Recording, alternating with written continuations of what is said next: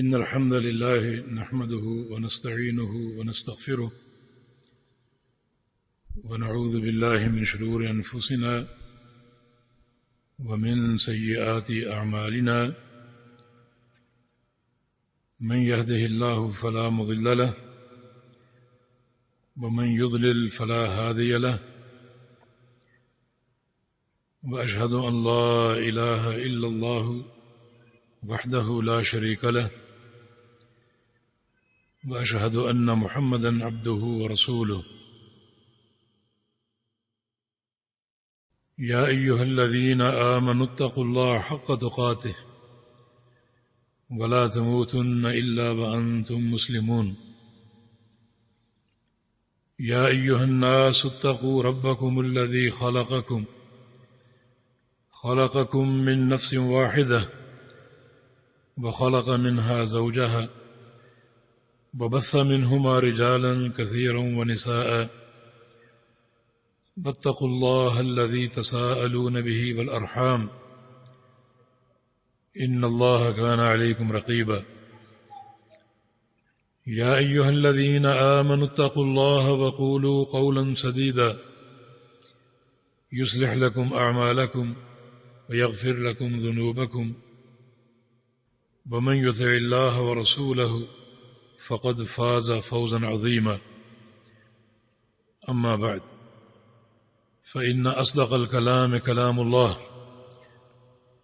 وأحسن الهدي هدي محمد صلى الله تعالى عليه وسلم وشر الأمور محدثاتها وكل محدثة بدعة وكل بدعة ضلالة وكل ضلالة في النار من يطع الله ورسوله فقد رشد واهتدى ومن يعص الله ورسوله فقد ضل وغوى اللهم صل على محمد وعلى آل محمد كما صليت على إبراهيم وعلى آل إبراهيم إنك حميد مجيد اللهم بارك على محمد وعلى آل محمد كما باركت على إبراهيم وعلى آل إبراهيم إنك حميد مجيد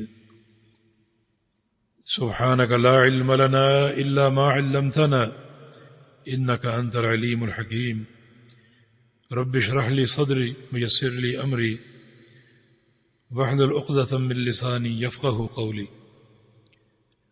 قابل احترام دوستو بھائیو اور ساتھیو السلام علیکم ورحمۃ اللہ وبرکاتہ۔ پہلے ایک بات کی وضاحت کرنا چاہتا ہوں۔ مجھے یہ بتایا گیا ہے کہ یہ پروگرام کسی اور مقام پر لائیو دکھایا جا رہا ہے، اس لیے ویڈیو کی میں نے اجازت دی ہے۔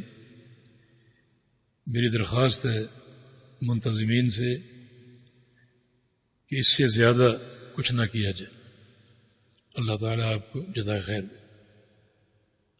آپ حضرات بہت زیادہ مبارکباد کے مستحق ہیں کہ رسول اکرم صلی اللہ علیہ وسلم کی احادیث مبارکہ کی تحصیل کے لیے یہاں جمع ہیں۔ دعا ہے کہ اللہ تعالی اس راہ میں آپ کے ہر اٹھے قدم کو رحمتوں اور برکتوں سے بھر دے۔ نبی علیہ الصلوۃ والسلام کا ارشاد ہے من سلک طریقا یلتمس فیہ علما سہل اللہ لہ بہ طریقا الی الجنہ۔ جو شخص ایک راہ پر چلے طلب علم کے لیے، اللہ تعالیٰ اس کا جنت کا راستہ آسان کر دیتا ہے۔ اور علماء محدثین میں سے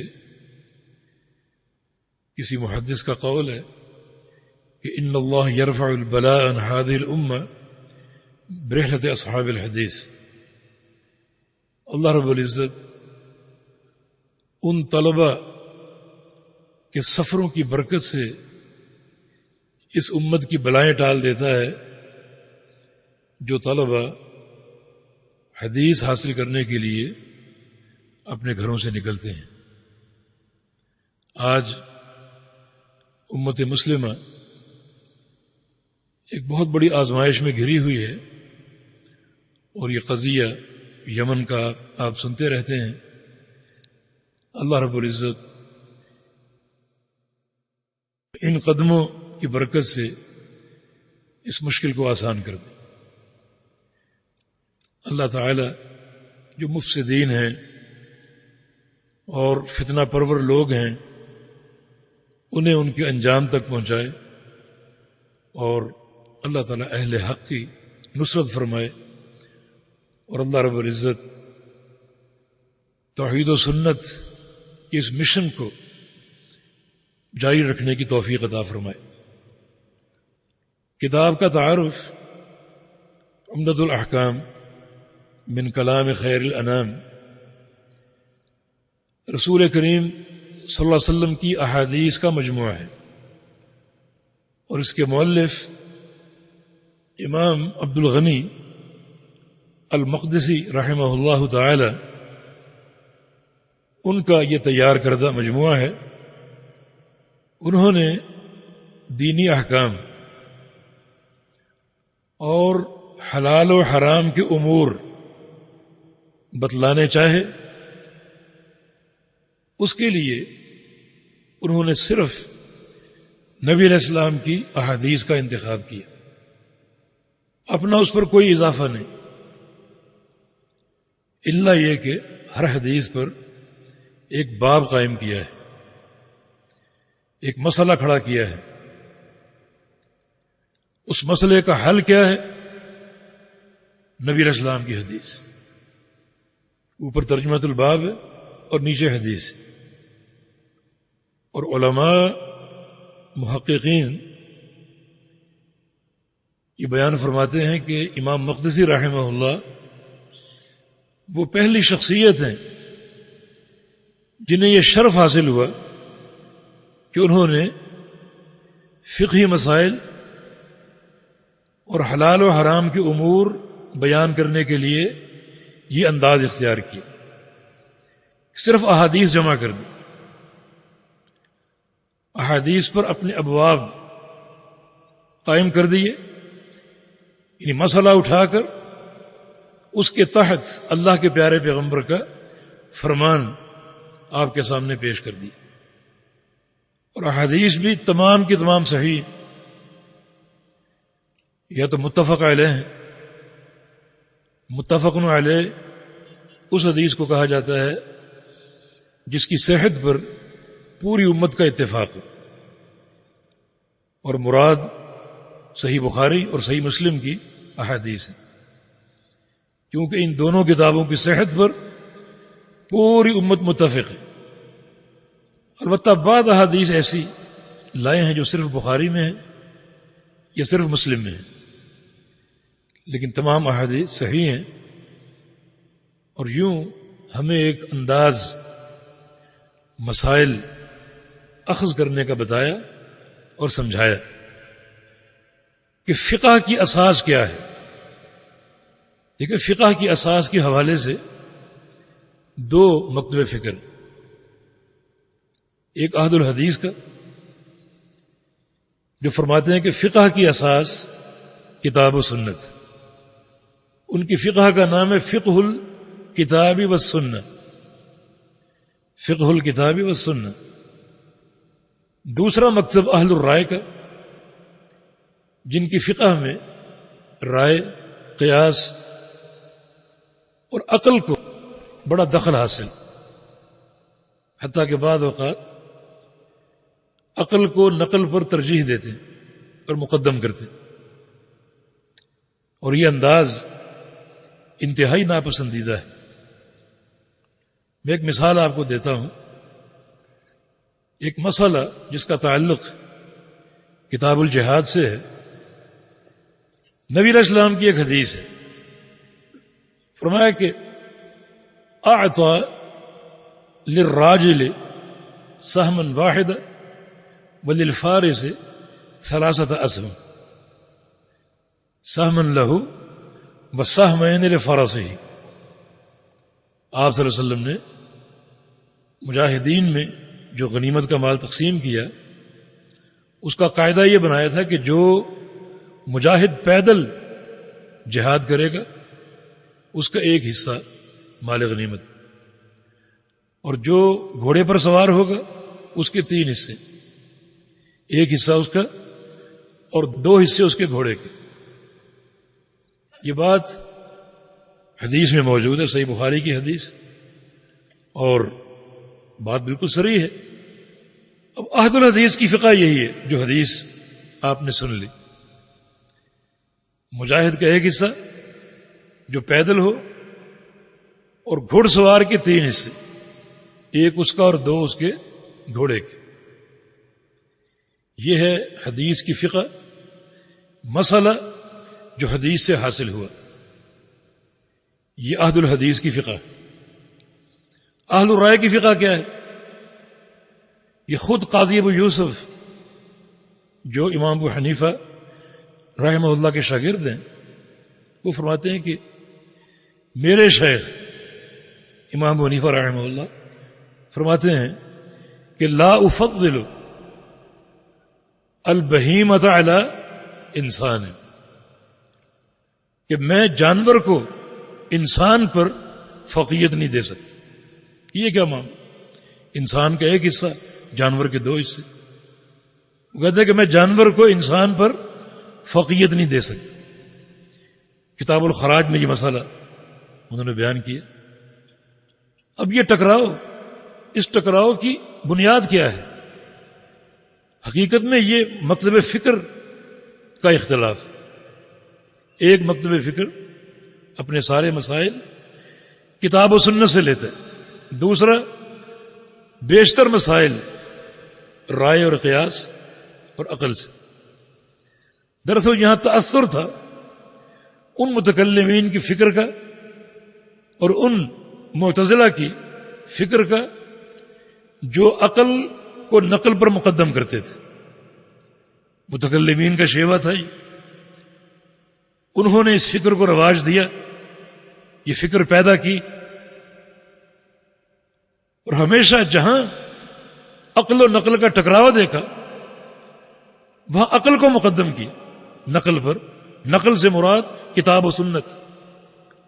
مثال کے طور پہ کتاب و سنت سے یہ بات واضح ہے کہ اللہ رب العزت نے انسانوں کی روحیں پہلے پیدا کر دی۔ یہ عالم ارواح آپ سنتے رہتے، روحیں موجود ہیں، پیدا ہو چکی۔ نبی علیہ السلام کی حدیث ہے الارواح جنود مجندۃ، روحیں جو ہیں وہ بیرکوں میں موجود فوجیوں کی طرح، کچھ فوجی آ رہے ہیں، کچھ فوجی جا رہے ہیں، کچھ فوجی اپنا جو ان کی مہم تھی اسے انجام دے کے لوٹ رہے ہیں، اور کچھ فوجی اپنا حملہ کرنے دشمن پر یا اپنی مہم کے لیے وہاں سے روانہ ہو رہے ہیں۔ یہی معاملہ روحوں کا ہے۔ جن لوگوں نے پیدا ہونا ہے ان کی روحیں وہاں سے نکلتی ہیں، اور اس دن جو لوگ فوت ہوتے ہیں ان کی لوٹتی ہیں۔ ارواح موجود ہیں، پیدا ہو چکی، مگر یہ اہل عقل اس کو نہیں مانتے۔ وہ کہتے ہیں کہ روح جو ہے اس کو اٹھانے والا بدن ہے، جسم تو موجود ہی نہیں، روح کہاں استقرار پائے گی، کہاں کھڑی ہوگی؟ لہذا خلق ارواح کے تمام نصوص کا انکار کر دی۔ بنیاد کیا ہے؟ اپنی عقل۔ کتاب و سنت نے یہ خبر دی ہے قیامت کے دن وزن اعمال وَنَضَعُ الْمَوَازِينَ الْقِسْطَ لِيَوْمِ الْقِيَامَةِ، ہم قیامت کے حساب کے لیے عدل کا ترازو قائم کریں گے۔ کس لیے؟ تمہارے اعمال تولنے کے لیے۔ اس کے 2 پلڑے ہوں گے، ایک نیکیوں کا، دوسرا گناہوں کا۔ نہیں جناب، عقل نہیں مانتی۔ اعمال کیسے تولے جائیں گے؟ نماز کا وجود ہی نہیں ہے، اس کو کیسے تولا جائے؟ روزہ، اس کا وجود ہی نہیں، جسم نہیں، اس کو کیسے تولا جائے؟ صرف ان چیزوں کا وزن ہوتا ہے جن کا جسم، نماز کا، روزے کا، حج کا، ان اعمال کا جسم تو ہے نہیں، کیسے تولا جائے گا؟ عقل کے اندھوں کو اتنی بات معلوم نہیں کہ وزن اعمال کون کرے گا؟ اللہ رب العزت۔ یہ خبر کس نے دی؟ اللہ تعالیٰ نے۔ تم اللہ تعالیٰ کی قدرت کو اپنی طاقت پر قیاس کرتے، بڑا گھاٹے کا سودا ہے۔ ان اللہ علی کل شیء قدیر، اس نے اگر خبر دی ہم اعمال تولیں گے، ہمارا ایمان ہے، اور اللہ تولنے پر قادر ہے۔ اور آج کی سائنس نے اس کو ممکن بنا دیا۔ گاڑی چل رہی ہو تو گاڑی میں ایک میٹر نصب ہے جو گاڑی کی رفتار کو تولتا، تھرمامیٹر آپ کی حرارت کو تولتا ہے، حالانکہ حرارت کا اور رفتار کا کوئی جسم نہیں ہے، یہ اعراض میں سے۔ تو یہ انسان کیسے تولنے میں کامیاب ہو گیا؟ اللہ کی توفیق سے۔ تو اس کی اپنی قدرت کیسی ہوگی؟ تو الغرض یہ جو مدرسہ اہل العقل کا، اہل الرائے کا، یہ ان کا سوچنے کا انداز ہے۔ امام مقدسی رحمہ اللہ نے اس کتاب کے ذریعے ہمیں یہ فکر دی کہ فقہی مسائل، حلال و حرام کی ساری باتیں کتاب و سنت سے لی جائیں۔ حلال و حرام کا مبنی قرآن و حدیث ہے، اور احادیث رسول اللہ صلی اللہ علیہ وسلم کے فرامین خاص طور پہ ان مسائل کو انتہائی کافی اور شافی بیان کرنے والی ہیں۔ اس سے قبل امام بخاری رحمۃ اللہ علیہ صحیح بخاری تصنیف فرمائی، ابواب قائم کیے، ہر باب سے کتاب و سنت سے استدلال کیا، بڑے دقیق استنباطات کیے، اور پوری صحیح بخاری میں ایک مسئلہ عقل سے پیش نہیں کیا، ہر مسئلہ کتاب و سنت سے پیش کیا۔ آئیے نبی علیہ السلام سے پوچھیں کہ فقہ کی تعریف کیا ہے؟ دین کامل، آپ صلی اللہ علیہ وسلم نے فقہ کی تعریف کی ہے۔ لفظ فقہ آپ کے دور میں مستعمل تھا، آپ کا فرمان ہے من یرید اللہ بہ خیرا یفقہہ فی الدین، اللہ تعالی جس شخص کے ساتھ خیر کا فیصلہ فرما لے اللہ اس کو دین کی فقہ دیتا، یعنی دین کی سمجھ۔ دین کیا ہے؟ کتاب و سنت۔ کہ کتاب و سنت کے علاوہ کوئی چیز دین ہے؟ معنی کتاب و سنت کی سمجھ دیتے، معنی ایک مسئلہ اگر قرآن میں موجود ہے یا حدیث میں موجود ہے تو اللہ رب العزت قرآن یا حدیث میں موجود اس مسئلے کی فقہ اور سمجھ عطا فرماتا ہے۔ یہ اللہ تعالیٰ کا بندے کے ساتھ ارادہ خیر ہے۔ جس شخص کو اللہ تعالیٰ پسند کر لے، جس سے راضی ہو جائے، ارادہ خیر فرما لے، اسے کیا دیتا ہے؟ دنیا کے خزانے نہیں بلکہ دین کی فقہ۔ دین کی فقہ کیا ہے؟ کتاب و سنت کی سمجھ۔ کتاب و سنت کی سمجھ سے کیا مراد ہے؟ ایک حدیث، اس حدیث میں کیا مسئلہ ہے، یہ حدیث کیا چاہتی ہے، اللہ یہ فہم دیتا، یہ فقہ دیتا، اس چیز کا نام فقہ۔ اب یہ تعریف نہیں کی، اللہ کے پیارے پیغمبر کی ایک حدیث میں فقہ کی تعریف موجود ہے۔ چنانچہ آپ کا حج، حجۃ الوداع، ایام منا، آپ منا میں تھے، مسجد خیف میں آپ نمازیں پڑھاتے تھے۔ ایک دن ظہر کی جماعت کرائی اور جماعت کے بعد آپ نے خطبہ ارشاد فرمایا۔ خطبے سے قبل آپ نے ایک دعا ذکر فرمائی، نظر اللہ امرا سمع منی حدیثا فحفظہ ووعاہ فأداہ کما سمعہ۔ یہ حدیث مختلف الفاظ سے مروی۔ نظر اللہ امرا، اے اللہ اس شخص کے چہرے کو تر و تازہ کر دے جو میری حدیث کو سنتا ہے، میری حدیث کو یاد کرتا ہے، میری حدیث کو سمجھتا ہے اور میری حدیث کو آگے پہنچاتا ہے۔ آگے پہنچانے کا ذکر، تو آگے کیا ہونا چاہیے تھا؟ یعنی آگے پہنچانے کا ذکر ہو رہا ہے تو لفظ حدیث ہی استعمال ہوتا ہے۔ آگے کیا فرمایا؟ فرب حامل فقہ الی من هو افقہ منہ، کہ بہت سے فقہ کے حامل، حالانکہ بات حدیث کی ہو رہی، حدیث پہنچانے کی ہو رہی، مگر وہاں لفظ حدیث استعمال نہیں کیا، لفظ فقہ استعمال کیا کہ بہت سے فقہ کے حامل اس فقہ کو لے کر جاتے ہیں اور ایسے شخص کو سناتے ہیں جو اس سے زیادہ فقیہ ہوتے ہیں۔ تو فقہ کیا ہے اور فقیہ کون ہے؟ یہاں لفظ فقہ کی اساس کون سی بات ہے؟ آپ کی دعا، نظر اللہ عمرہ سمع منی حدیثا فحفظہ ووعاہ فأداہ کما سمعہ۔ آپ نے بتا دیا کہ فقہ 4 چیزوں کا نام، فقہ کی تعریف سن لو، فقہ 4 چیزوں کا نام۔ نمبر 1 سماع حدیث کا شوق، حدیث کو سننے کا، حدیث کو پڑھنے کا شوق۔ نمبر 2 حفظ حدیث کا شوق، اتنی توجہ سے سنے کہ جو سنے وہ یاد ہو جائے، عربی میں یاد ہو جائے یا آپ کی اپنی زبان میں اس کا مفہوم آپ کو سینے میں محفوظ ہو جائے، حفظ حدیث۔ اور نمبر 3 فہم حدیث، وعی فوعاہ، اس کو سمجھ لیا، فہم حدیث۔ اور نمبر 4 ادائے حدیث، آگے پہنچانا،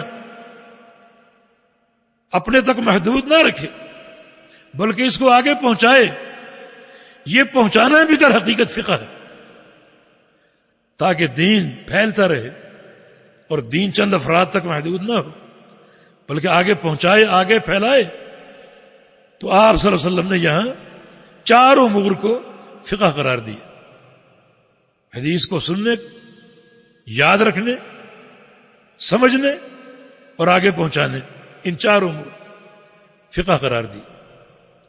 تو آپ صلی اللہ علیہ وسلم کے اس فرمان کے باموجب حقیقی فقہ کیا ہے؟ جس کا مبنی اللہ کے پیغمبر کی حدیث ہو۔ اس سے کس کو انکار ہو سکتا؟ اور یہ فکر اس کتاب میں دی گئی ہے، اس سے بھلا کون انکار کر سکتا؟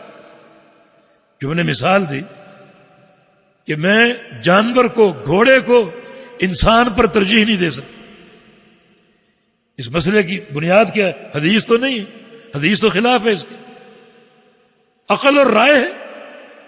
تو یہ کون سی فقہ ہے جو کتاب و سنت سے متصادم ہو اور ٹکرا رہی ہو، قرآن و حدیث کے خلاف؟ قائد صاحب فرماتے ہیں، امام صاحب کے شاگرد فرماتے ہیں کہ آپ بتائیں مسئلہ کیا ہونا چاہیے؟ مسئلہ یہ ہونا چاہیے کہ انسان کا اور گھوڑے کا، دونوں کا ایک ایک حصہ۔ تو قائد صاحب نے اعتراض کیا کہ پھر جانور انسان کے برابر کیسے ہو سکتے؟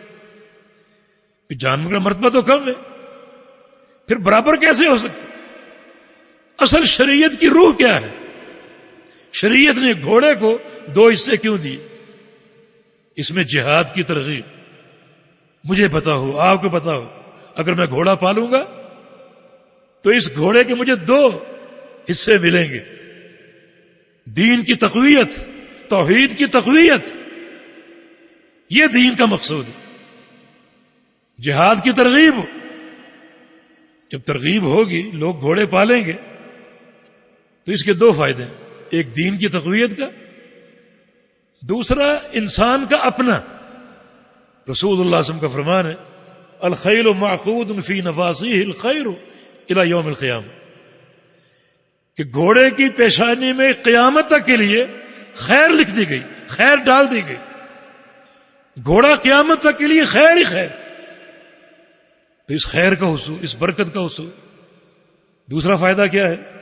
قیامت کے دن رسول اللہ صلی اللہ علیہ وسلم کا فرمان ہے، جو شخص جہاد کی گھوڑا پالے وہ اس کی رسی دراز کر دے، اپنے کھیت میں اس نے باندھا ہوا ہے، رسی چھوٹی نہ رکھے، رسی اس کی دراز کر دے تاکہ گھوڑا زیادہ کھائے اور زیادہ پیے۔ کل جب قیامت کا دن ہوگا تو جو چارہ، جو دانے گھوڑے نے کھائے ہوں گے وہ اللہ کے میزان میں ڈالے جائیں گے اور ان کا وزن ہو، وہ تولے جائیں، بطور نیکی ان کو تولا جائے گا۔ اور جو پانی گھوڑے نے پیا ہے وہ پانی بھی اللہ کے میزان میں ڈال کر تولا جائے گا۔ گھوڑے نے دانا اور چارہ کھا کے جو لید کی ہے اس لید کو بھی لا کر تولا جائے گا، اور پانی پی کے جو پیشاب کیا ہے اس پیشاب کو بھی تولا جائے. شریعت کیا چاہتی ہے؟ انسان کو کہاں سے کہاں پہنچاتی کہ اس کی حسنات میں اضافے کا باعث ہے.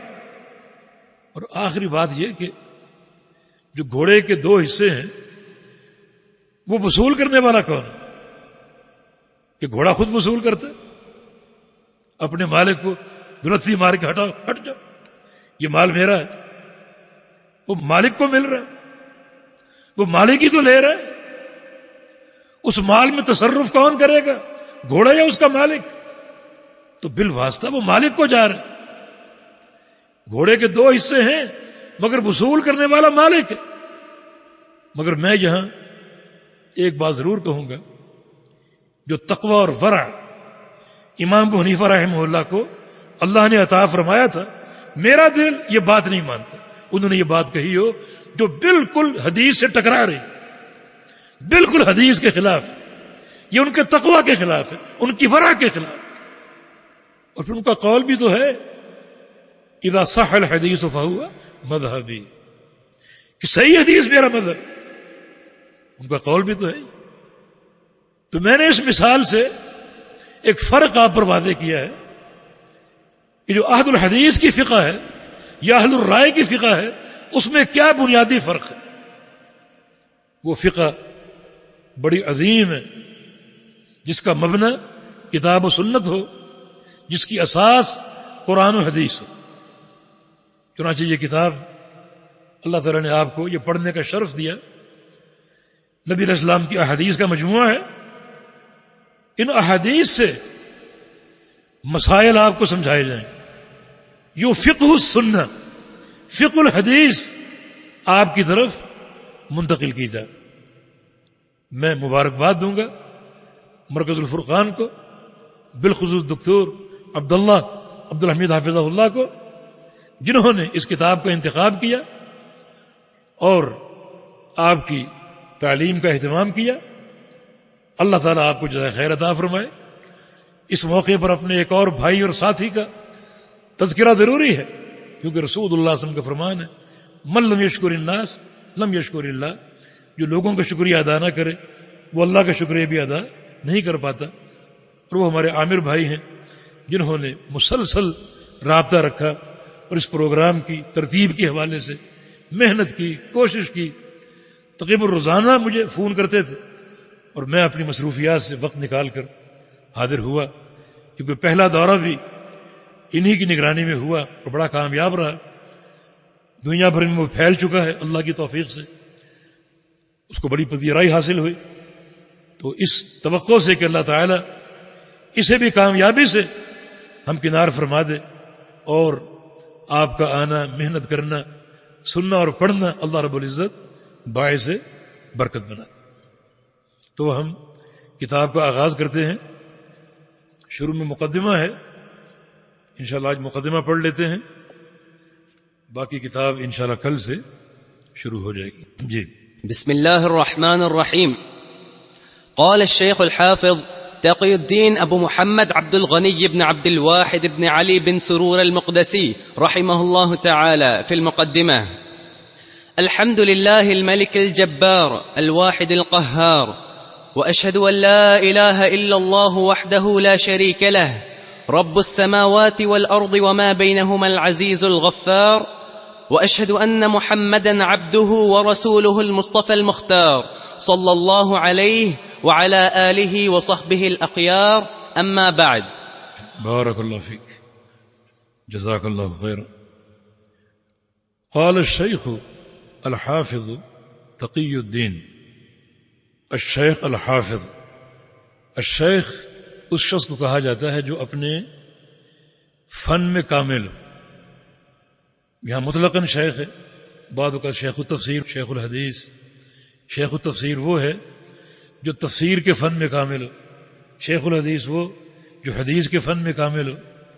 تو یہاں مؤلف رحمہ اللہ کو مطلقاً شیخ کہا گیا ہے، یعنی اللہ کی توفیق سے وہ جتنے بھی فنون ہیں علوم اسلامیہ کے، ان سب میں اللہ کی توفیق سے کامل تھے. امام بوصیری رحمہ اللہ نے ان کی 56 کتابوں کو شمار کیا ہے مختلف علوم میں 56 کتابیں جو ان کے تبحر علمی کی دلیل. اور حافظ وہ شخص ہے جس کا سینہ کتاب و سنت کے حفظ کے لیے وسیع ہو، وسیع الصدر، اور جس کو ایک بڑا گراں قدر حصہ احادیث کا حفظ ہو. کچھ علماء نے حافظ اس شخص کو قرار دیا ہے جس کو کم از کم 3 لاکھ حدیثیں یاد ہیں. لیکن ایک عمومی معنی کے اعتبار سے جو شخص ذہنی اعتبار سے اور اپنے سینے کے اعتبار سے متقن ہو، ضابط ہو، اسے حافظ کہا جاتا ہے. باقی یہ کہ امت میں ایسے مشاہیر موجود تھے جن کو اللہ تعالیٰ نے حفظ حدیث کی توفیق دی. امام بخاری رحمہ اللہ فرماتے ہیں الہمت حفظ الحدیث وکنت فی الکتاب، میں مکتب کے بچوں کے ساتھ تھا. ہاتھوں میں تختی ہوتی ہے، دوات ہوتی ہے، اور تختی پر لکھنا، کتابت سیکھ رہے ہوتے ہیں. اس وقت اللہ تعالیٰ نے مجھے حفظ حدیث میرے دل میں ڈال دی. اس وقت حدیثوں کو یاد کرنے کا اللہ نے الہام کر دیا. امام بخاری رحمہ اللہ اپنے شیخ محمد بن سلام البیکندی ان کی مجلس میں تھے. درس حدیث چل رہا تھا. درس ختم ہوا، امام بخاری اجازت لے کر چلے گئے. بعد میں ایک مہمان ملنے آیا تو محمد بن سلام امام بخاری کے شیخ نے کہا لو اتیت قبل لرأیت صبیا یحفظ 70,000 حدیث. اگر آپ تھوڑی دیر پہلے آتے تو ایک بچے کو دیکھتے جو 70,000 حدیثوں کا حافظ. امام بخاری کی طرف سے اس وقت ان کی عمر 12 سال تھی. تو یہ اللہ کی توفیق اور یہ حدیث کا اعجاز، حفاظت دین کی مضبوط ستون، اللہ نے حفظ دین کا ان سے کام لیا، ان حفاظ سے، ان متقنین سے. انا نحن نزلنا الذکر وانا لہ لحافظون، ہم نے یہ کتاب و سنت اتارا اور ہم ہی اس کے محافظ. تو حفاظت کی کیا صورت ہے کہ اللہ تعالیٰ نے قرآن و حدیث کو اٹھا کے عرش پہ رکھ لیا تاکہ محفوظ رہے؟ نہیں، اس زمین میں اللہ تعالیٰ نے اپنے چوکیدار پیدا کیے. کچھ قرآن کے حفاظ جو ایک ایک حرف کے حافظ ہیں، جن کی موجودگی میں کوئی طاقت قرآن کے ایک حرف میں، ایک لفظ میں تبدیلی نہیں کر سکتی. اور کچھ قرآن پاک کے معانی پڑھنے والے، تفسیر پڑھنے والے، یہ علماء قرآن کے معانی کے محافظ، اور پھر محدثین حدیثوں کو یاد کرنے والے، حدیثوں کو حفظ کرنے والے، یہ حدیث کے محافظ کہ جن کی موجودگی میں کوئی شخص ایک حدیث کے ایک لفظ میں تبدیلی نہیں کر سکتا. ہارون رشید کے دور میں ایک شخص کو سزا دی گئی جو کہ جھوٹا اور وضاع تھا. اس نے کہا مجھے اگر سزا دے دو گے تو میں نے تو ہزاروں حدیثیں جھوٹی گھڑ رکھی ہیں، ہزاروں حدیثیں جھوٹی گھڑ رکھی ہیں، ان کا خاتمہ کون کرے گا؟ فرمایا کہ یعیش اہل جہابذہ، اس کے لیے محدثین کی جماعت موجود ہے، تم جاؤ، تمہیں فکر کرنے کی ضرورت نہیں. یہ جماعت غص و سمین میں تمیز کرنے والی، خبیث اور طیب میں تمیز کرنے والی، جن کی موجودگی میں کوئی شخص ایک شوشہ، ایک نقطہ نہیں بڑھا سکتا، اضافہ نہیں کر سکتا. تو امام مؤلف رحمہ اللہ الشیخ الحافظ تقی الدین ان کا لقب تھا. تقی الدین کا معنی اللہ تعالیٰ کے متقی بندے، اس دین میں ورع اور تقوی اختیار کرنے والے. ابو محمد ان کی کنیت ہے، عبد الغنی بن عبد الواحد بن علی بن سرور المقدسی رحمہ اللہ تعالی. مقدسی اس لیے کہا جاتا ہے کہ یہ بیت المقدس میں پیدا ہوئے تھے. بیت المقدس کے قریب ایک شہر تھا جماعیل، اس لیے جماعیلی بھی ہیں. اس شہر میں پیدا ہوئے تھے تو مقدسی بھی ہوئے اور جماعیلی بھی ہوئے. انہیں دمشقی بھی کہا جاتا ہے اور مصری بھی کہا جاتا ہے، اس لیے کچھ وقت انہوں نے دمشق میں گزارا اور اپنی عمر کا آخری حصہ مصر میں گزارا، اور ہر مقام پر علم کی خوشبو پھیلاتے رہے اور حدیثیں روایت کرتے رہے. اللہ رب العزت نے ہر مقام پر ان سے بیان حدیث کا کام لیا جو انہوں نے بخیر و خوبی انجام دیا. آپ نے سنا ابھی کہ 600 ہجری میں ان کی وفات ہوئی تھی، اور وفات بھی مسجد میں ہوئی. جب فوت ہوئے اس وقت وہ خیر و بقاء الارض، نبی علیہ السلام کی حدیث ہے کہ زمین کا سب سے بہترین ٹکڑا مساجد. اس وقت مسجد میں موجود تھے، مسجد میں فوت ہوئے.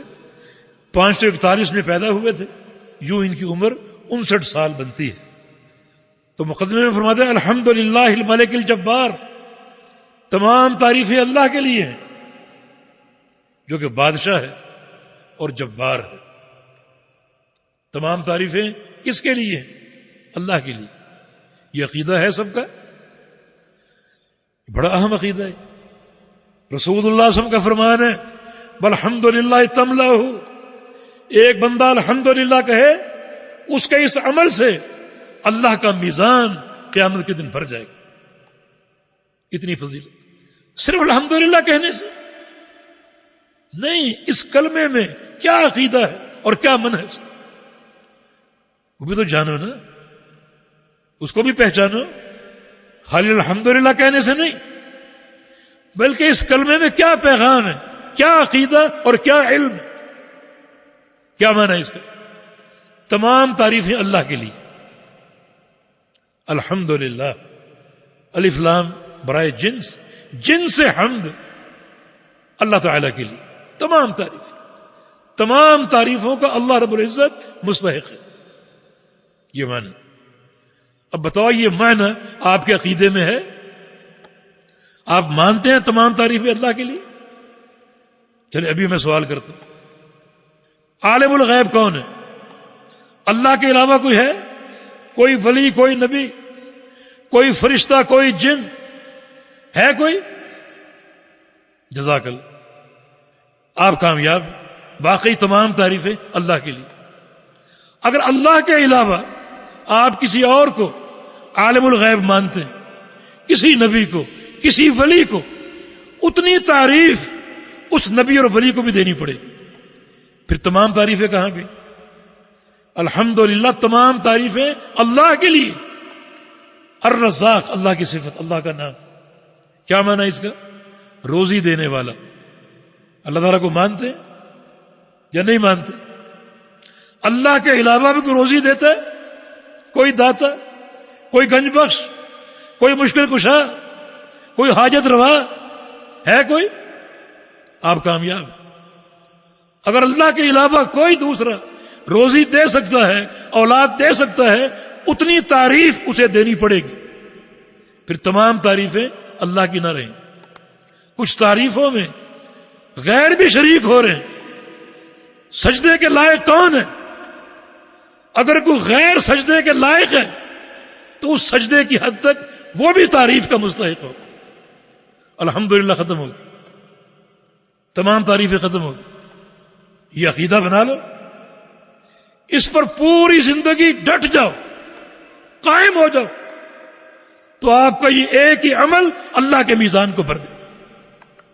صحیح مسلم کی حدیث ہے، سبحان اللہ نصف المیزان والحمدللہ تملأ، کہ سبحان اللہ بندہ کہے گا آدھا میزان بھر جائے گا، الحمدللہ کہے گا پورا میزان بھر جائے گا. مگر معرفت کے ساتھ، علم و ادراک کے ساتھ، ایک سچے عقیدے کے ساتھ. یہ کلمہ ایسا نہیں کہ اس کو رٹ لیں بس کافی، بس ہاتھ میں تسبیح الحمدللہ الحمدللہ پھر 1,00,000 بار پڑھ گئے، کوئی فائدہ. جب تک معرفت اور عقیدے کی اساس نہیں، سچے عقیدے کی اساس نہیں، تو تمام تعریفیں اللہ کے لیے. الملک جو بادشاہ ہے، بادشاہ اللہ تعالیٰ بادشاہ، بلکہ ملک الملوک، بادشاہوں کا بادشاہ. قل اللہم مالک الملک، وہ شہنشاہ ہے، ملک الاملاک ہے، ساری املاک کا بادشاہ، ساری املاک کا مالک. اور بادشاہ وہ ہوتا ہے جو اپنے مملوک میں تصرف کی طاقت رکھتا ہو اور تصرف کی قدرت رکھتا ہو. وہ اللہ رب العزت.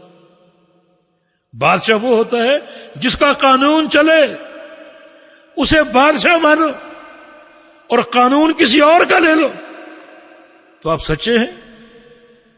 یہ بادشاہ ماننا درست ہوگا؟ بادشاہ وہ ہے تو قانون اس کا چلے گا. اور اس نے قانون بھیجا ہے کتاب و سنت کے ذریعے. آپ کتاب و سنت کو چھوڑ دیں، بس فلاں پیر اور فلاں مشکل کشا اور فلاں جو ہے وہ شیخ، فلاں پیر و مرشد، اس کی بات حرف آخر ہے. تو اللہ کو بادشاہ ماننے کا کیا معنی؟ الملک وہ بادشاہ ہے، الجبار جبار جبر سے، وہ جبار ہے، لا یجبر، پوری کائنات اس کے فیصلوں کے آگے مجبور ہے اور وہ کسی کے سامنے مجبور نہیں. پوری کائنات، جبر کا معنی پوری کائنات مجبور ہے اس کے فیصلوں پہ. اس کی مشیت نافذ ہے، اس کی مشیت نافذ ہے، پوری کائنات وہ جبار ہے. اللہ تعالیٰ قیامت کے دن آئے گا میدان محشر میں یہ فرماتا ہوا انا الملک انا الجبار، میں ملک ہوں اور میں جبار. این ملوک الارض، زمین کے بادشاہ کہاں ہیں؟ جبار. الواحد، وہ اکیلا ہے، وہ اکیلا ہے. کس چیز میں اکیلا؟ تین چیزوں میں. ایک ربوبیت، دوسرا الوہیت، اور تیسرا اسماء و صفات. یہ توحید کی تین قسمیں، اور پوری توحید ان تین اقسام میں محصور ہے. ربوبیت میں اکیلا ہے، وہ اکیلا رب ہے اور کوئی رب نہیں. اور رب میں تین چیزیں ہیں، خالق ہونا، مالک ہونا اور مدبر اور متصرف ہونا.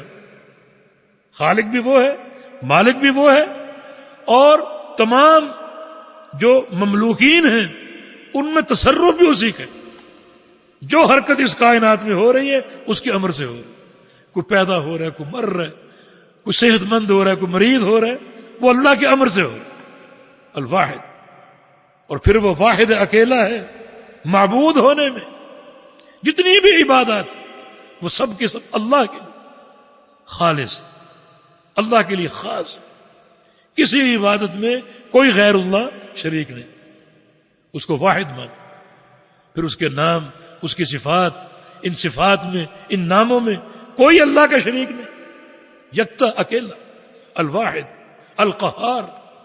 قہار کا معنی غالب. هو القاہر فوق عبادہ، وہ قاہر ہے. قاہر کیا ہوتا ہے؟ الذی یغلب ولا یغلب، جو غالب ہو اور کبھی مغلوب نہ ہو. وہ ہمیشہ غالب ہے، ہمیشہ، اور کوئی طاقت اسے مغلوب نہیں کر سکتی. فرمایا اشہد ان لا الہ الا اللہ وحدہ لا شریک لہ، میں گواہی دیتا ہوں کوئی معبود نہیں، معبود حق سوائے اللہ تعالیٰ کے، وہ اکیلا ہے اور اس کا کوئی شریک نہیں. تاکید کے ساتھ لا الہ الا اللہ، کوئی معبود حق نہیں سوائے اللہ تعالیٰ کے. یعنی توحید نفی و اثبات، ہر شریک کی نفی اور ایک اللہ کے معبود ہونے کا اثبات. وحدہ، وہ اکیلا ہے، لا شریک لہ، اور اس کا کوئی شریک نہیں. بڑے مبارک یہ کلمات ہیں. نبی علیہ السلام کی حدیث ہے افضل ما قلت والنبیون یوم عرفہ، کہ سب سے بہترین دعا یوم عرفہ کی جو میں نے بھی پڑھی اور مجھ سے قبل ہر نبی نے پڑھی، وہ کیا ہے؟ لا الہ الا اللہ وحدہ لا شریک لہ. اور آگے لہ الملک ولہ الحمد وہو علی کل شیء قدیر. لیکن دعا کا آغاز انہی کلمات کے ساتھ، لا الہ الا اللہ وحدہ لا شریک لہ.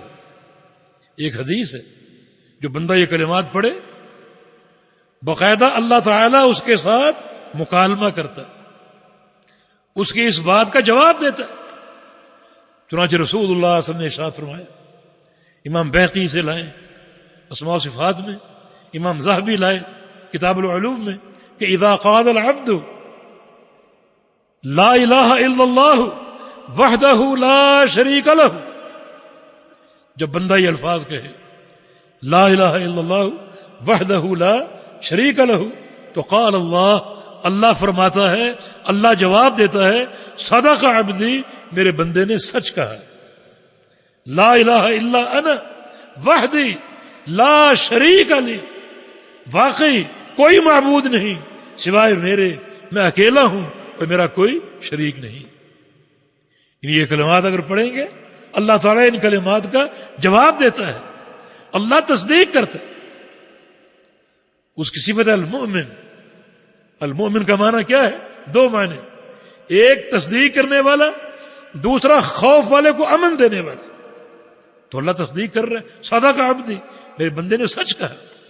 اللہ تصدیق کرتا ہے اہل ایمان کے ایمان کی، انبیاء کی رسالت کی، انبیاء کی دعوت کی، انبیاء کے کلام کی۔ اللہ تصدیق کرتا ہے، مومن ہے، یہ تصدیق ہو رہی ہے۔ بندہ کیا کہہ رہا ہے؟ لا الہ الا اللہ وحدہ لا شریک لہ۔ اللہ فرماتا ہے صدق عبدی، میرے بندے نے سچ کہا، لا الہ الا انا وحدی لا شریک لی۔ فرمایا کہ رب السماوات والارض وما بینہما، آسمانوں کا رب، زمینوں کا رب، اور جو ان کے مابین، جو ان کے درمیان ہے، ان سب کا رب۔ اس فرمان کی عظمت آپ آسمانوں اور زمینوں کو دیکھ کر لیجیے۔ ہماری یہ زمین کتنی بڑی، اور 7 زمینیں، اور سورج ہماری زمین سے کروڑا گنا بڑا ہے، اور یہ سورج آسمانوں کے مقابلے میں کیا ہے؟ مسماوات، اوپر پھر کرسی، اوپر پھر عرش۔ فرمایا کہ مسماوات السبع، مسماوات السبع فی الکرسی الا کدراہم السبع بضعت فی ترس، کہ 7 آسمان کرسی کے مقابلے میں ایسے ہیں جیسے 7 سکے، 7 درہم کسی تھال میں رکھے ہوں۔ یعنی زمین کیا ہے سورج کے مقابلے میں، سورج کیا ہے آسمانوں کے مقابلے میں، آسمان کیا ہے کرسی کے مقابلے میں۔ تو مل کرسی پھر عرش، اور کرسی اللہ کے عرش کے مقابلے میں کیا ہے؟ کیا مقابلہ دونوں کا؟ کرسی جو کہ موضع قدم الرحمن، اللہ کے 2 قدم رکھنے کی جگہ، اللہ تعالیٰ کے عرش کے مقابلے میں کیا ہے؟ فرمایا کل حلقۃ، کل حلقہ، حلقہ یہ انگوٹھی، جیسے ایک حلقہ ہو چھوٹا سا، القیت فی الفلات، اور کسی چٹیل میدان میں اسے پھینک دیا جائے۔ وہ حلقہ اس چٹیل میدان کے مقابلے میں کیا ہے؟ فرمایا کہ اس طرح کرسی اللہ کے عرش کے مقابلے۔ تو ان آسمانوں اور زمینوں کا رب، اور جو ان کے مابین ہے ان کا رب، وہ سب کا خالق ہے اور مالک ہے اور رب ہے، اسی کا تصرف اس پوری کائنات میں قائم۔ واشہد ان محمدا عبدہ ورسولہ، اور میں گواہی دیتا ہوں کہ محمد صلی اللہ علیہ وسلم اللہ کے بندے ہیں اور اللہ کے رسول۔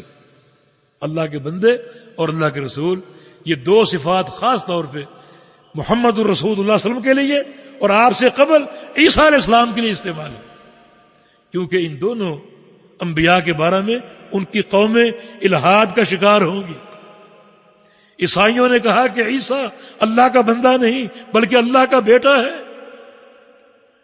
امت محمد کیا کہے گی کہ محمد الرسول اللہ صلی اللہ علیہ وسلم بشر نہیں بلکہ نور ہے۔ اللہ فرما رہا ہے کہ محمد صلی اللہ علیہ وسلم اللہ کے بندے ہیں اور اللہ کے رسول، اس کی گواہی دو۔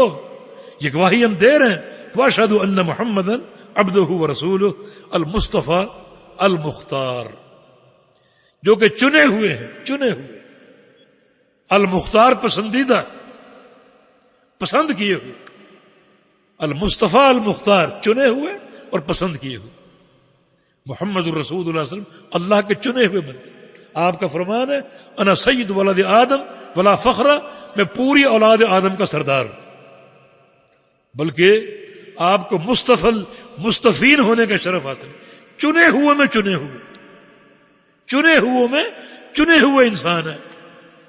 یہ اللہ کی ساری مخلوق ہے، مخلوقات میں سب سے افضل انسان ہے، اور رسول اللہ علیہ وسلم کی حدیث ہے انسانوں میں سب سے افضل اولاد اسماعیل، اولاد اسماعیل، اولاد اسماعیل میں سب سے افضل قریشی، اور قریش میں سب سے افضل بنو ہاشم۔ اللہ کے پیارے پیغمبر اولاد اسماعیل میں سے، اللہ کے پیارے پیغمبر قریشی، اللہ کے پیارے پیغمبر ہاشمی، چنے ہوئے میں چنے ہوئے رسول کریم صلی اللہ علیہ وسلم، اور مختار پسندیدہ، اس میں بھی عقیدے کا اظہار۔ محمد الرسول اللہ صلی اللہ علیہ وسلم ساری کائنات میں افضل ہے سب سے.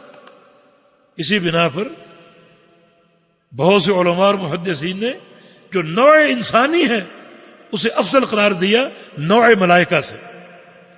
اللہ کے پیارے پیغمبر انسان ہے اور آپ مختار ہیں, چنے ہوئے پسندیدہ. صلی اللہ علیہ وعلی آلہ وصحبہ الاخیار. اللہ تعالی رحمتیں اتارے, نازل فرمائے آپ پر اور آپ کی آل پر اور آپ کے صحابہ پر, جو کہ سب کے سب اخیار تھے. اخیار خیر کی جمع, جو سب کے سب اچھے تھے, نیک تھے, صالحین تھے, عمدہ تھے. اللہ تعالیٰ رحمتیں اتارے. صلی اللہ, یہ صلاۃ کا لفظ اللہ تعالیٰ کی طرف منسوب ہو تو مانا رحمتیں اتارنا. صلاۃ کا لفظ فرشتوں کی طرف منسوب ہو تو مانا استغفار کی دعائیں کرنا. اور صلاۃ کا لفظ اگر بندوں کی طرف منسوب ہو تو اس کا مانا نماز بھی ہے, درود بھی ہے, دعا بھی ہے. صلاۃ دعا کے معنی میں بھی آتا. تو اللہ تعالیٰ رحمتیں اتارے آپ اور آپ کی آل پر. آپ کی آل سے کیا مراد؟ آپ کی آل, اس میں بڑا اختلاف ہے امت کا. آل اور اہل یہ دونوں ایک ہی لفظ ہے, بلکہ اہل جو ہے وہ آل بنا ہے. آل اصل میں اہل تھا, آل اصل میں اہل تھا, اصل اس کا اہل ہی, چونکہ اس کا استعمال بہت ہوتا ہے. آل فلاں, اہل فلاں, اہل فلاں, تو حمزہ اور ہا کا اجتماع ثقیل ہے, اس لیے دوسرے یہ ہا کو حمزہ کیا اور تخفیف کے لیے حمزے کو الف کر دیا. اہل سے آل بن گیا. معنی دونوں کا ایک ہے, معنی میں فرق نہیں. کچھ لوگوں کو دھوکہ ہوتا ہے, شاید آل کا معنی اور ہے, اہل کا معنی اور ہے, لیکن نہیں, آل اور اہل ایک ہی چیز. مراد خاندان. کچھ علماء کا تو کہنا ہے کہ اہل بیت وہی ہوتے ہیں جو گھر میں رہتے ہیں, جو ساکنین بیت. اور اللہ کے پیارے پیغمبر کے گھر میں امہات المومنین رہتی تھی, آپ کی بیویاں رہتی تھی. اور ایک بندے کا اہل ثابت ہوتا ہے دو چیزوں سے. ایک بندے کا اہل بنتا ہے دو چیزوں سے, یا تو خونی رشتے سے, جس کو نسبی رشتہ کہا جاتا ہے, جس کو نسبی رشتہ کہا جاتا ہے. جیسے آپ کی بیٹی فاطمہ, زینب, ام کلثوم آپ کی بیٹی ہیں, یہ آپ کی آل ہے, آپ کا اہل ہے, آپ کا نسب, آپ کا خون. دوسری صورت اہل بننے کی مساہرت, دامادی. آپ کی کہیں شادی ہو, اب نکاح کے ذریعے بیوی آپ کو حاصل ہوئی, وہ آپ کی اہل. قرآن نے بیوی کو اہل کہا ہے, بیٹے کو بھی اہل کہا ہے. ان ابنی من اہلی, نوح علیہ السلام نے کہا میرا بیٹا میرے اہل میں سے, یہ ان کا بیٹا تھا. اور موسیٰ علیہ السلام نے اپنی بیوی سے کیا کہا؟ فقال لأہلہم کثوا, اپنے اہل سے کہا ٹھہرو, میں نے آگ دیکھی, وہاں جا کر کوئی خبر لاتا. تو بہر کیف آپ کی آل پر اور آپ کے صحابہ پر. صحابی وہ شخص ہے جس نے ایمان کی حالت میں اللہ کے پیارے پیغمبر کو دیکھا ہو اور اسی ایمان پر فوت ہوا ہو, چاہے وہ دیکھنا ایک لمحے کا دیکھنا ہو, اس کی صحابیت ثابت ہو جائے گی. اما بعد, یعنی حمد و ثناء کے بعد. جی. فإن بعض إخواني سألني اختصار جملة في أحاديث الأحكام مما اتفق عليه الإمامان أبو عبد الله محمد بن إسماعيل بن إبراهيم البخاري ومسلم بن حجاج بن مسلم القشيري النيسابوري, فأجبته إلى سؤاله رجاء المنفعة به, وأسأل الله أن ينفعنا به ومن كتبه أو سمعه أو قرأه أو حفظه أو نظر فيه, وأن يجعله خالصا لوجهه الكريم موجبا للفوز لديه في جنات النعيم, فإنه حسبنا ونعم الوكيل. مؤلف رحمہ اللہ فرماتے ہیں کہ فإن بعض إخواني سألني اختصار جملة في أحاديث الأحكام, کہ بعض میرے بھائیوں نے مجھ سے درخواست کی, مجھ سے سوال کیا, مطالبہ کیا کہ احکام کی احادیث جمع کی جائیں اور اختصار کا پہلو اسے ملحوظ رکھا ہے. یعنی بہت سی جو احادیث احکام ہیں انہیں کسی کتاب میں جمع کیا جائے ایک خاص ترتیب کے ساتھ, اور اس میں اختصار بھی ہو. کتابیں تو موجود ہیں احادیث مگر وہ طویل ہے، لیکن اگر ایک بندھا ٹکا معاملہ ہو اور احادیث احکام اگر جمع کر دی جائیں تو اس سے یہ ہے کہ لوگوں کو ایک ذخیرہ ایک کتاب میں مل جائے گا اور ان کے استفادے کی بہترین شکل جو ہے وہ بن جائے گی. تو مجھ سے مطالبہ کیا گیا احادیث احکام کو، یعنی بہت سی احادیث کو جمع کریں، اس میں اختصار کا پہلو ملحوظ رکھیں، اور وہ احادیث بھی کیا ہوں مما اتفق علیہ الامامان، احادیث بھی وہ ہوں جن کی روایت پر دونوں امام متفق ہوں. دونوں امام متفق ہوں.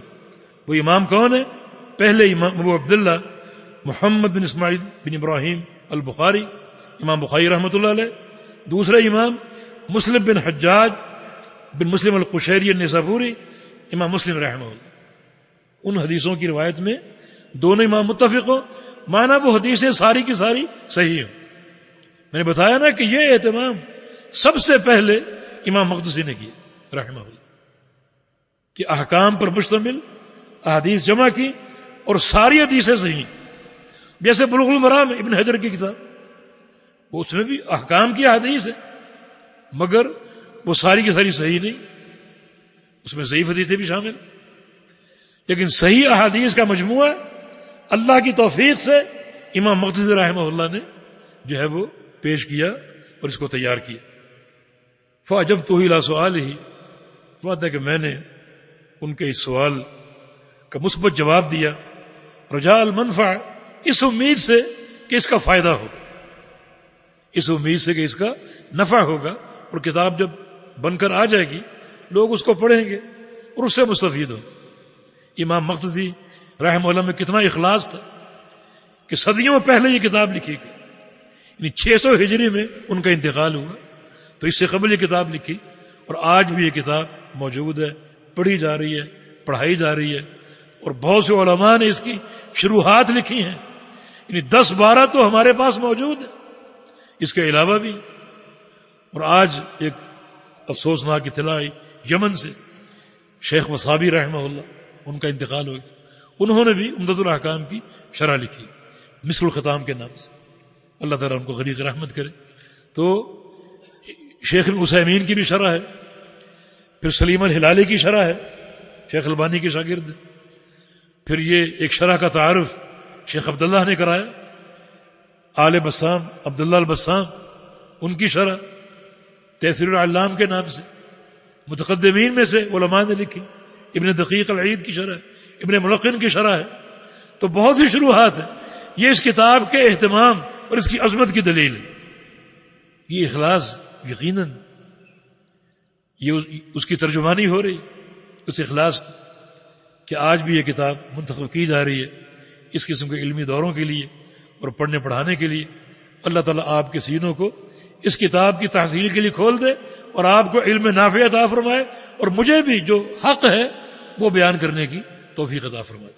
امام مقدسی رحمہ اللہ یعنی بہت ہی بڑے عالم تھے، محدث الاسلام ان کو لقب دیا گیا. ضیاء المقدسی ان کے شاگرد ہیں، ان کے شاگرد ہیں. فرماتے ہیں کہ حدیث کے امیر المومنین تھے، حدیث کے امیر المومنین تھے، اور ضیاء المقدسی ان کے شاگرد ہیں. انہوں نے ایک علمی کام کیا اور المختارہ کے نام سے کتاب لکھی، 10 جلدوں میں چھپی ہوئی ہے، اور یہ کتاب بھی صحیح احادیث کا مجموعہ ہے. یہ ان کے شاگرد ہیں. تو بحمد اللہ یہ ان کے علم کی وسعت کی دلیل ہے، اور عبادت گزار بھی تھے، متقی تھے، پرہیزگار تھے. علماء نے لکھا ہے کتب رجال کی کتابوں میں کہ آخری عمر میں ان کی بینائی خاصی کمزور ہوگی، اور اس کے 2 اسباب تھے، ایک لکھنا، دوسرا رات کو رونا، اللہ کے خوف سے رونا، تہجد کا اہتمام کرنا، کیونکہ سلف صالحین کا وطیرہ تھا. رو رو کر بینائی گم کر دیتے تھے، آنکھیں کمزور ہو جاتی تھی. یزید ابن ہارون چوٹی کے محدث، ان کی آنکھیں بڑی خوبصورت تھی، بڑی خوبصورت. ایک شاگرد ان کا بڑے طویل عرصے بعد ان کو ملتا ہے، دیکھا کہ یزید ابن ہارون نابینا ہو چکا. تو پوچھتا ہے کہ ما فعلت العینان الجمیلتان، کہ اے شیخ آپ کی خوبصورت آنکھیں کیا ہوئی، یہ بینائی کہاں گئی؟ فرمایا کہ ذہب بہما بکاء اللیل، رات کے رونے نے اس بینائی کو ختم کر دیا۔ اللہ تعالی ہمیں بھی یہ توفیق دی۔ آخر میں دعا کی ہے اسأل اللہ ینفعنا بہ، ہم اللہ سے سوال کرتے ہیں، دعا کرتے ہیں کہ اللہ تعالی ہمیں اس کتاب کا نفع دے۔ فمن کتب، اور جو اس کو لکھے اسے بھی نفع دے، او سمعہ، جو اس کو سنے اسے بھی نفع دے، او قرأہ، جو اس کو پڑھے اسے بھی نفع دے، او حفظہ، جو اس کو حفظ کرے اسے بھی نفع دے۔ اور یہ سارے کام ہو رہے ہیں، لکھا بھی جا رہا ہے، اس کتاب کو پڑھا بھی جا رہا ہے، اس کتاب کو حفظ بھی کیا جا رہا ہے۔ ہمارا ادارہ کراچی میں المعہد السلفی، اس میں اس سال 12 طلبہ نے اس کتاب کو زبانی یاد کی اللہ کی توفیق سے۔ تو دیکھیں کتنا اخلاص ہے، اب تک یہ کتاب اس کا اہتمام ہو رہا ہے، پڑھی جا رہی ہے، لکھی جا رہی ہے، حفظ کی جا رہی ہے۔ او نظر فیہ، کہ جو شخص اس کتاب کو دیکھے، اس کتاب کا مطالعہ کرے، اللہ اسے بھی اس کا نفع دے۔ من یجعلہ خالصا لوجہ الکریم، اور اللہ ہمارے اس عمل کو اپنی رضا کے لیے خالص کر لے، اپنے بابرکت چہرے کے لیے خالص کر لے، موجبا للفوز لدیہ فی جنات النعیم، اور یہ کتاب جنات النعیم میں، اللہ کی بہشتوں میں، جنتوں میں اس کے حصول کے ذریعے کامیابی کا ذریعہ بن جائے، کہ اللہ تعالیٰ اس کتاب کو ایسا قبول کر لے کہ ہمیں کامیابی عطا فرمائے۔ کامیابی کس چیز کی؟ اس کے جنتوں کے حصول کی۔ فإنہ حسبنا ونعم الوکیل، وہ اللہ ہی ہمیں کافی ہے اور وہ سب سے بہترین کارساز ہے۔ تو مقدمہ یہاں پورا ہوا، انشاءاللہ کل سے اصل کتاب الطہارہ سے اس کا آغاز ہوگا بتوفیق اللہ تعالی۔ اقول قولی ھذا واستغفر اللہ لی ولکم، وآخر دعوانا ان الحمد للہ رب العالمین۔